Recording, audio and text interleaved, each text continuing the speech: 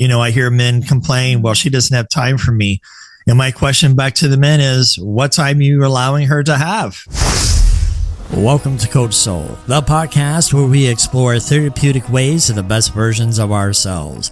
I'm your host, Steve Hudgins. I'm a licensed professional counselor dedicated to helping you navigate life's challenges. In each uplifting episode, we'll discuss mental health, relationships, self-care, emotional well-being, and personal growth. Join me and with my co-host, Kenya Evelyn, a therapeutic life coach, where sometimes we'll even welcome special guests to our show that share their experience and expertise. So let's embark on this transformative path together and discover a healthier and happier you. All right, welcome back to Coach Soul, Kenya. Did you have a good Mother's Day? Had a great Mother's Day. To me, every day is a Mother's Day. we celebrate the children's lives, and it's just, men, we got to step it up a little bit more, helping out our women. I hear men complain, well, she doesn't have time for me. And my question back to the men is, what time are you allowing her to have? So that's a great question. That's a great question. Well, for me, Mother's Day, I do enjoy the day itself because it gets to reflect mom, intentionally thinking about mom. And I'm going to be honest here and perhaps talking for my own experience, and perhaps channeling all the mamas. We don't feel seen very often. It's exactly what you said. Like, we just do all the things. Everything is clean. Everything is dirty. Everything is not that. Everything is clean. You have food. You have this. You have that. And you don't feel seen. It's just normal. So to stop to receive the cards, receive the flowers, receive the love. It's very sweet. I receive it. I receive and I receive it every day. And we can get so addicted to receiving everything all the time. And I kind of get that. And, speaking of addiction, that's our topic for today is, addiction. And oftentimes, I teach an addictions class at a state university here in Oklahoma. And one of the things that I presented to my students, because a student had contacted me outside of class during the break and discussed anxiety that they were having. And what I find unique and interesting is that during the class, after we came back from break, I asked the question, can anxiety become an addiction?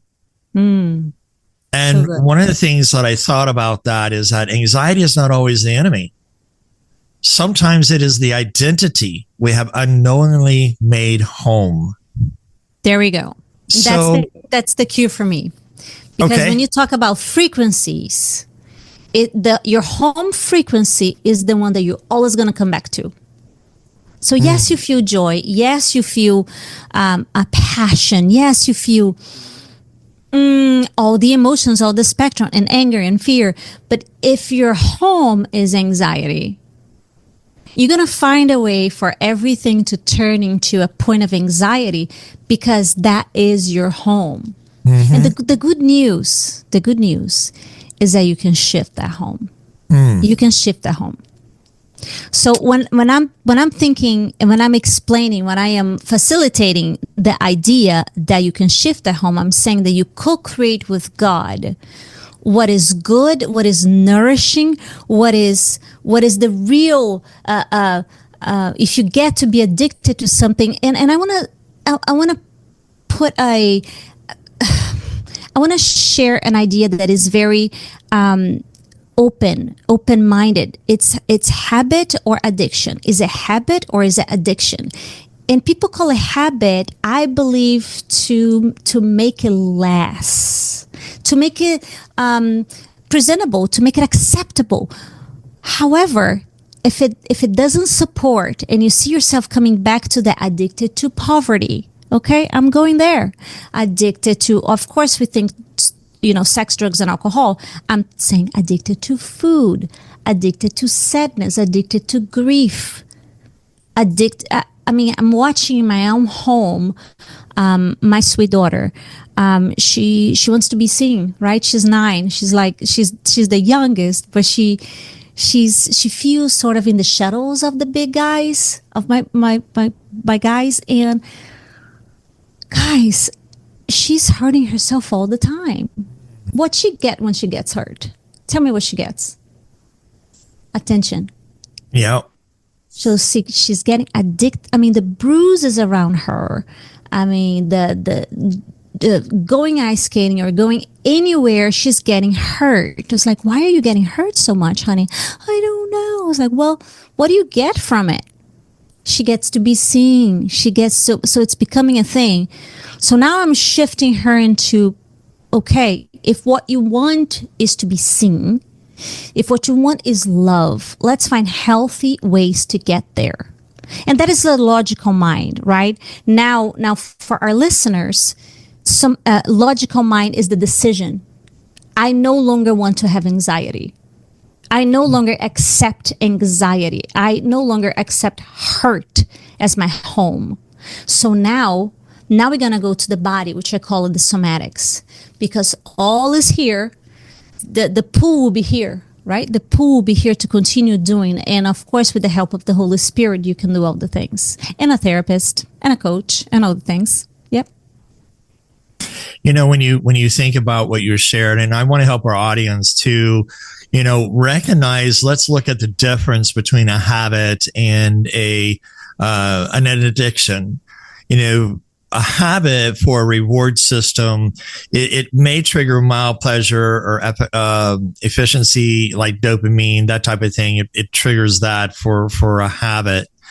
But for an addiction, it hijacks. And I think that's very important to understand.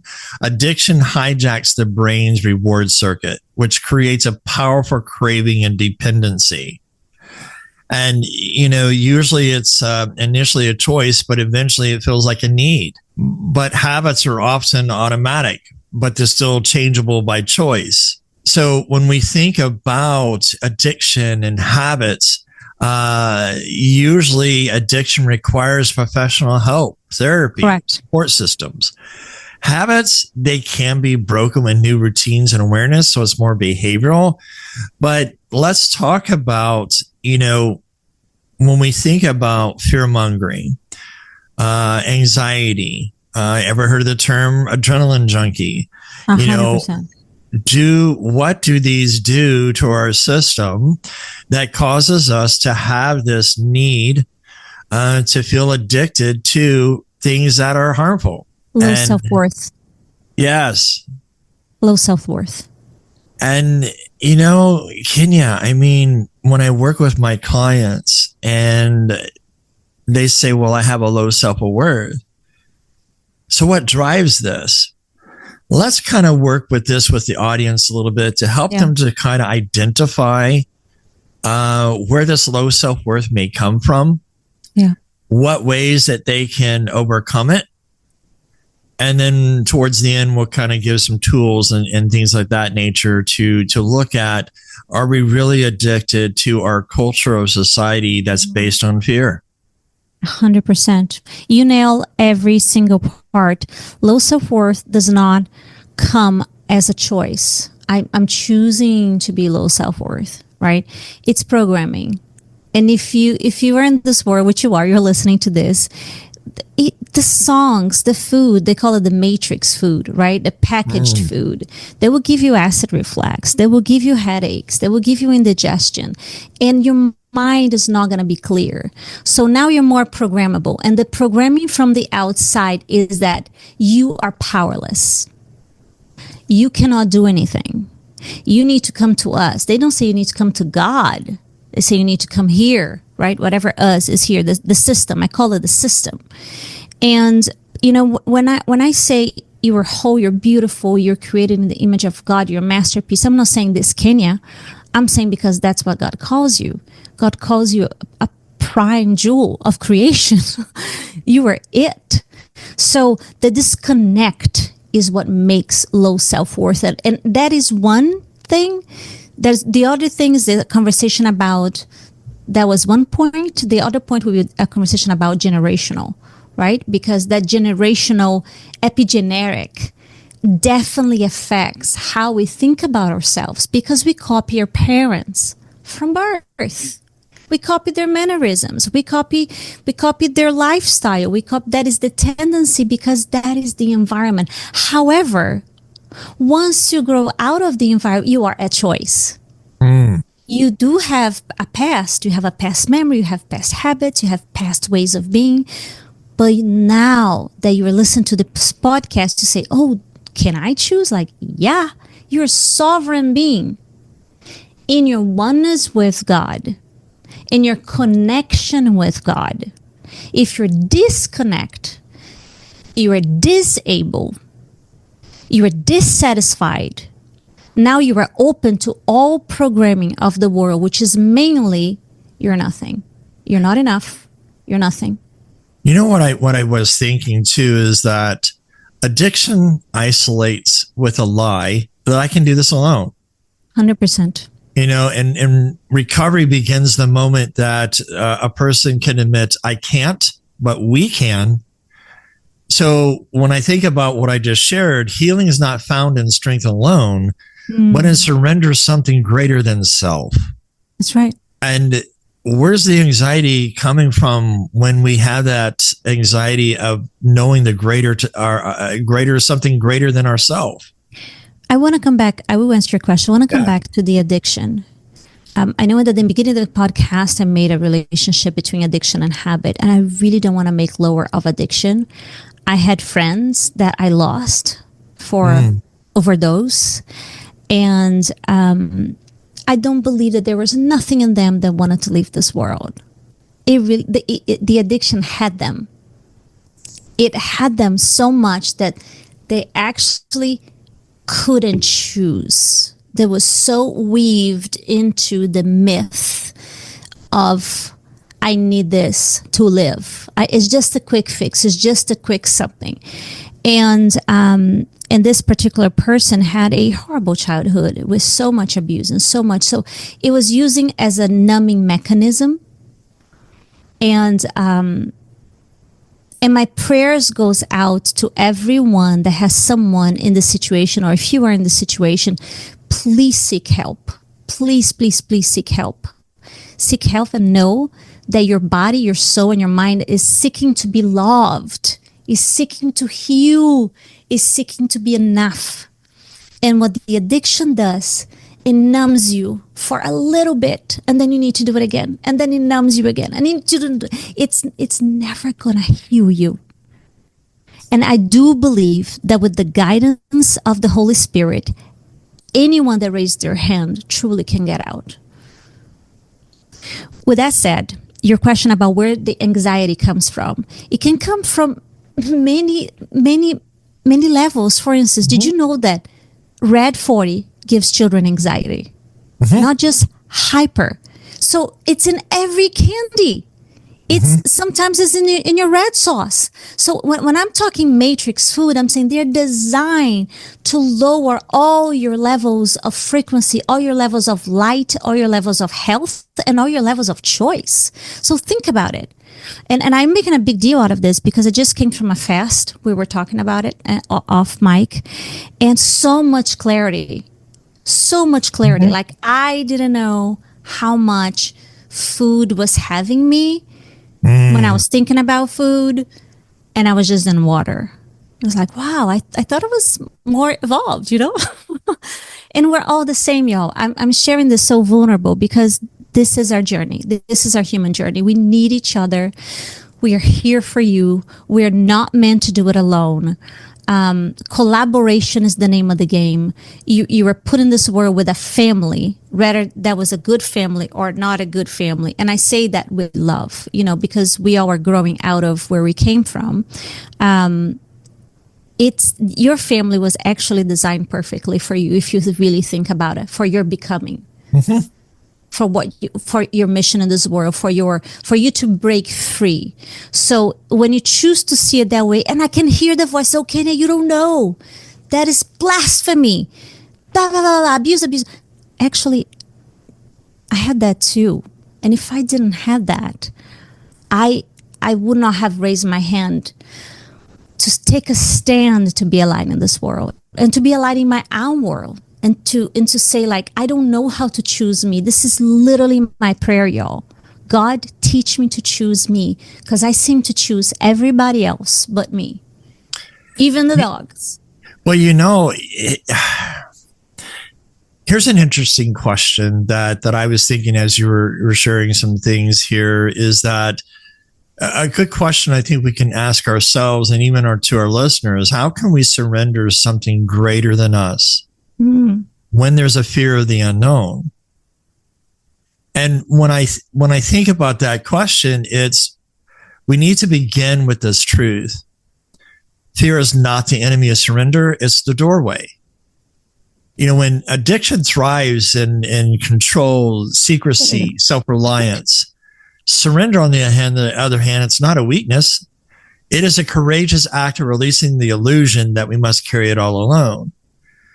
But surrendering to something greater, for me, it's God, grace, community. Yes. Recovery can feel terrifying because it requires trust without total clarity. And what I mean by that is, fear says, what if I fall?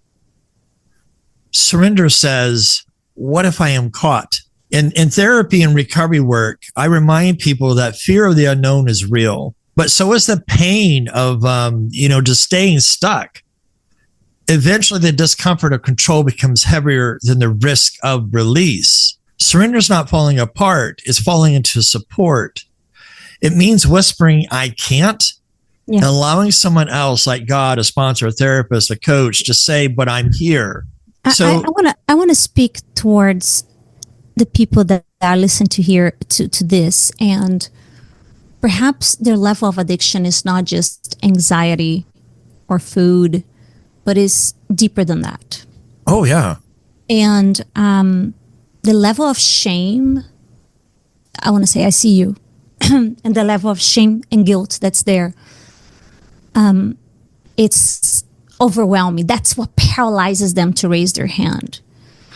So I want to say a trick. I want to share a trick that I do with my clients, and then many times when I have my dips, is I don't want to make a call. I don't want to make a test. I don't even want to tell my husband a text message to anyone. I go straight to God. And if you feel more comfortable calling God source, that's fine. God sees you.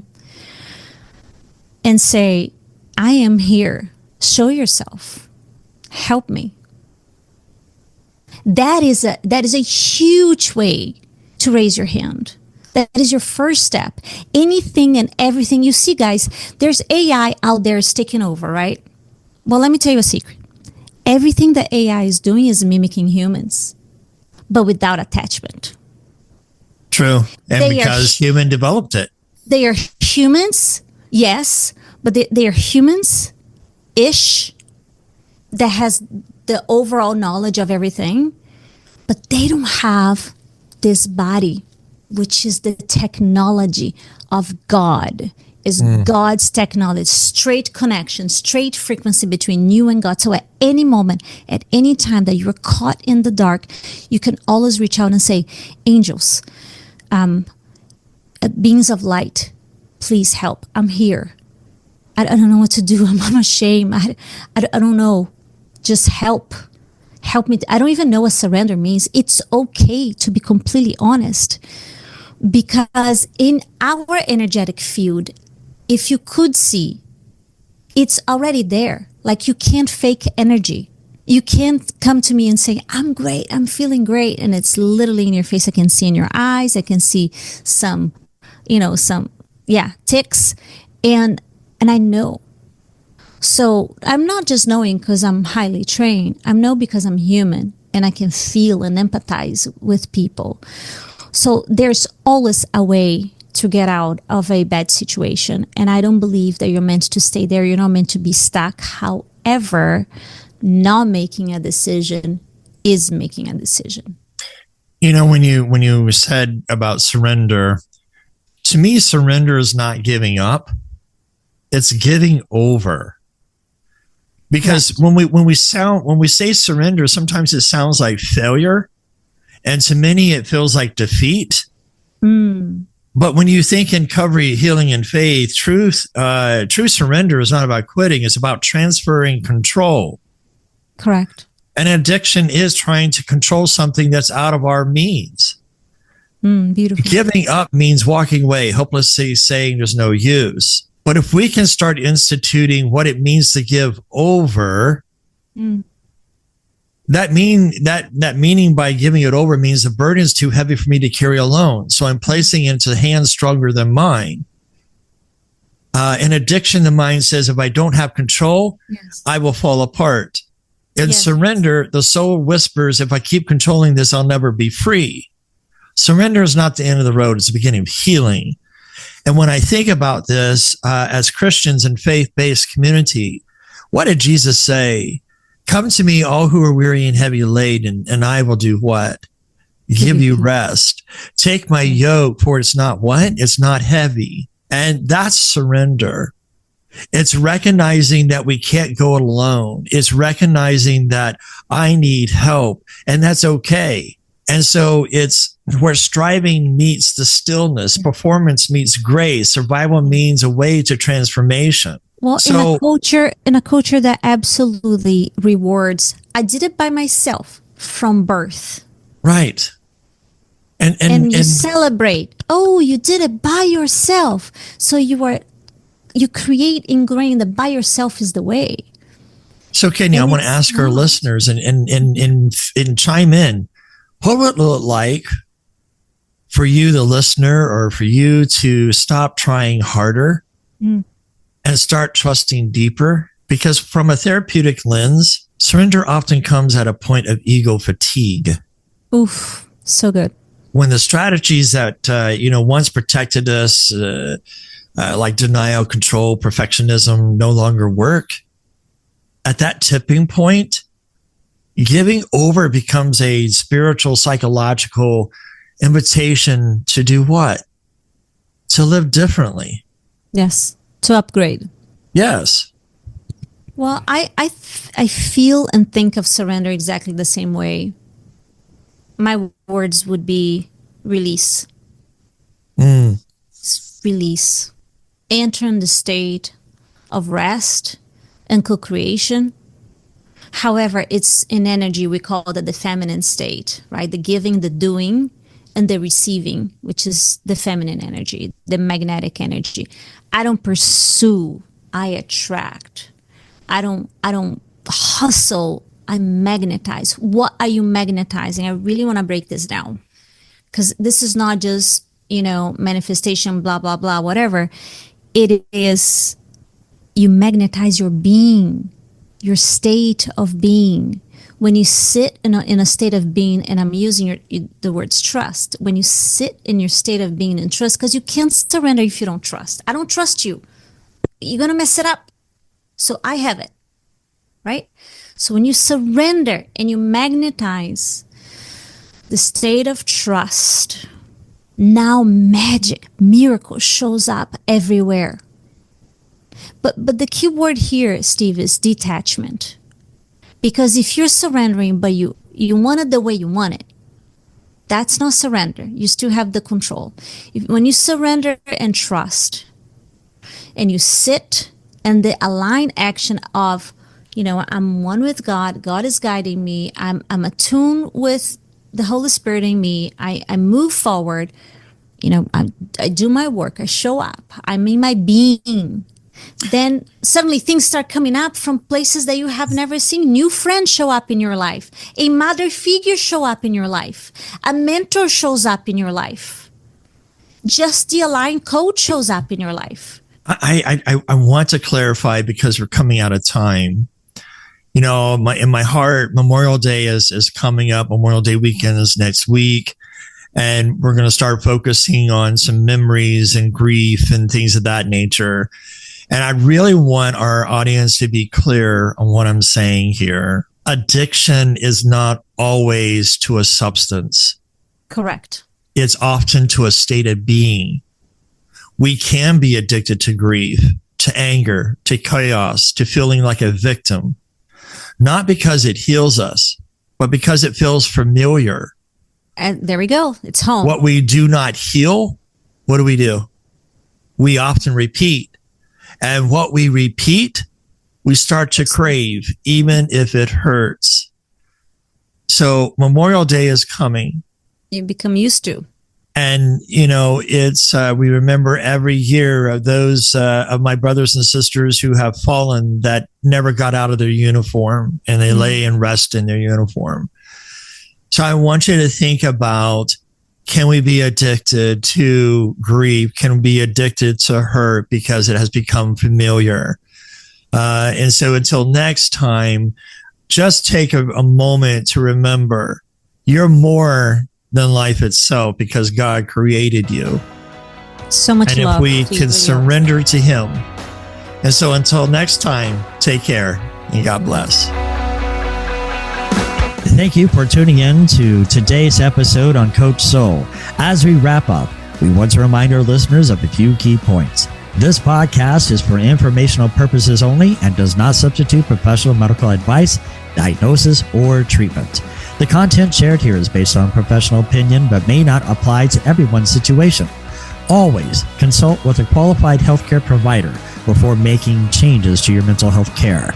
If you're in a crisis, please seek immediate professional help or contact a crisis hotline. Listening to this podcast does not create a therapist-client relationship. For personal advice, please consult with your licensed mental health professional in your area. Remember, your mental health journey is unique.